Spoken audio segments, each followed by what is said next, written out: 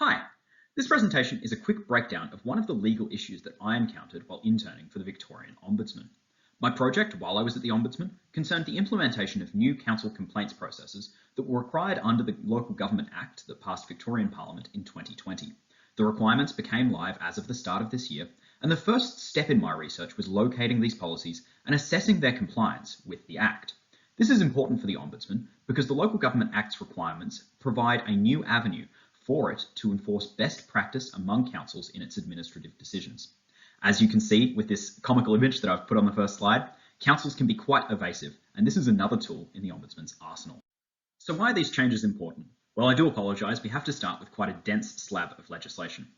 This slide shows what the Ombudsman's powers are. In the top left-hand corner, you can see that the principal function of the Ombudsman is to resolve complaints about administrative action taken by or in a body. Beneath that, you can see that the Ombudsman also has the power to inquire into or investigate administrative action. This means if your Department of Housing is acting up, they can stroll up and knock on the door and then investigate complaints that they've received. This can result in an informal resolution, or if one's not able to be secured, or there's a systemic issue that's uncovered, the Ombudsman can then investigate using some of the standing powers of a Royal Commission and make recommendations to Parliament, which has been in the past quite an effective way of securing reforms and changes to policies. However, for councils, there are some difficulties. First of all, in the middle column, you'll see that nothing in Section 13 authorises the Ombudsman to inquire into or investigate the merits of a decision. Councils are elected bodies, and that means they have a pretty broad mandate to enact their powers. It's hard for the Ombudsman to find consistent patterns in complaints and make recommendations that stick to councils.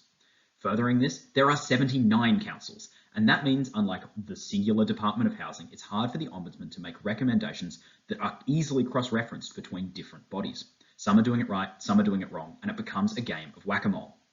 One avenue that we're looking at here with my project is the Ombudsman's power under Section 13AA to review complaints practices and procedures of authorities.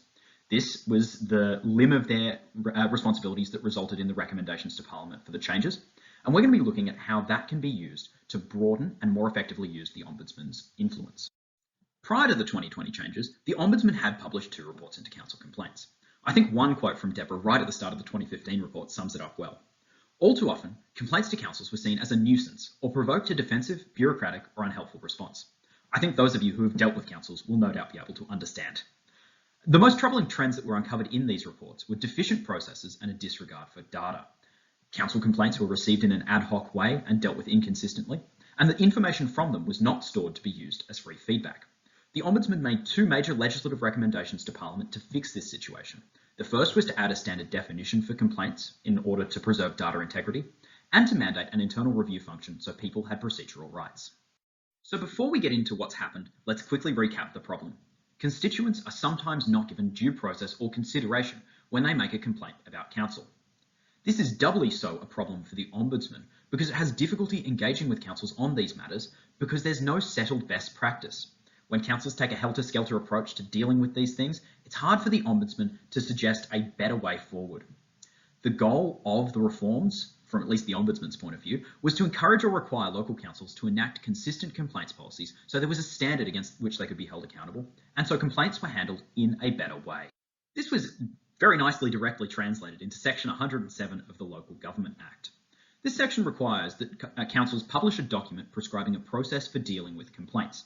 They also need a process for dealing with internal reviews and for exercising their discretion to refuse to deal with a complaint that has an otherwise available statutory review mechanism. Also in Section 107 sub 3 is included a standard definition for complaint, which is wins across the board. So let's start off with the definition of complaints. How have councils gone about implementing them?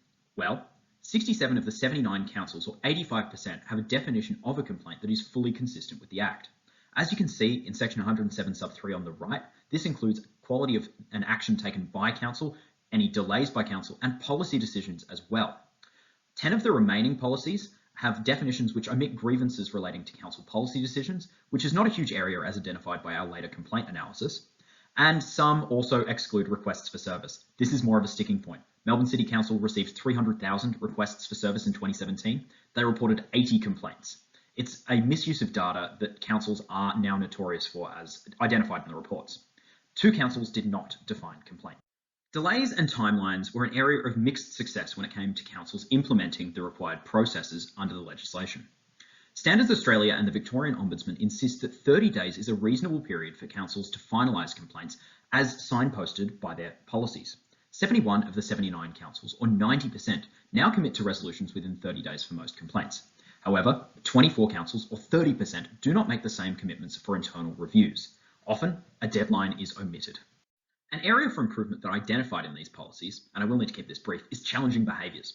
24 councils, or 30%, do not include an explicit discretion to handle unreasonable complaints differently. This includes where a complainant presents with unreasonable behaviours such as aggression or unreasonable persistence. 44 councils, or 56%, do not include policy guidelines that we use to exercise this discretion. This means sometimes vulnerable people presenting to those councils with frustration might be turned away without being explained how or why. And some councils also include equity issues in their problematic behaviours list, and that means that people can be turned away simply because they're a burden on resources. While this may be the reality, clear guidelines need to be put in place for such discretion. Now, this has been a pretty quick dive into a very complicated area of policy, but I just want to conclude by saying a lot of this, and a lot of how the Ombudsman will help to enforce it, is a matter of not just what, but how. Some councils go above and beyond. 21 of them use visual communication devices to help communicate things to their customers, such as diagrams explaining the complaints process. Others make policies easy to find, while some of the bad actors define sections where these policies are stored as compliments and feedback, which I think is a little bit aspirational. I also want to draw your attention to the fact that it may not be clear in all instances what a complaint entitles people to. Would I think if I was clicking on a link to make a complaint to council that I was screaming into the void, or that it was a process that entitled me to an internal review? Much of the Ombudsman's future work will be about publicising how these things happen and making sure that councils are giving their constituents every opportunity to make their voices heard.